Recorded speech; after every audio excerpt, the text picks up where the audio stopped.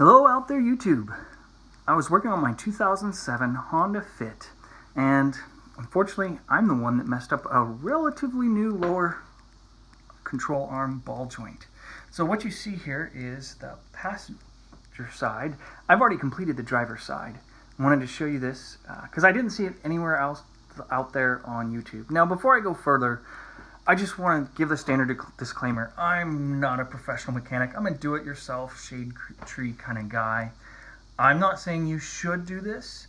I'm not necessarily saying you even can do this on your particular make and model. This is just a technique that worked for me on my specific car, and I hope it'll help somebody else out there. So, now, when I was having trouble getting my boot on, and here's this boot, I noticed that when it's oriented on here, this is actually the bottom, and the bottom is really stiff. There's actually a metal retaining ring inside that. So when I would try to push it on, I was having all kind of trouble. Now, I know it's the right thing because Advance Auto sold me this ball joint, and it's made in Japan. So made in Japan part for a made in Japan car should be a good thing. Just wasn't working for me. So what you need to do, my method, is you need a rubber mallet. Not this particular one, just something that'll give you enough strength without too much. And in my case, I happen to have a 32 millimeter socket, and that fits just around the ball joint boot.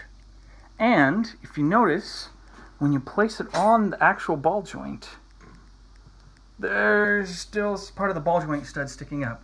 So I got a second one to go over that. This one happens to be a 24 millimeter, but whatever one works for you. So then you just apply the ball joint boot force with your rubber mallet.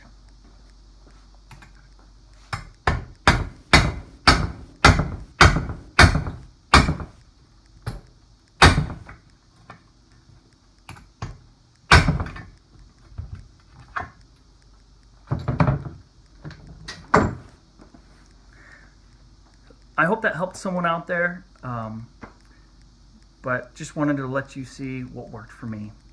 Thanks. Keep wrenching, guys.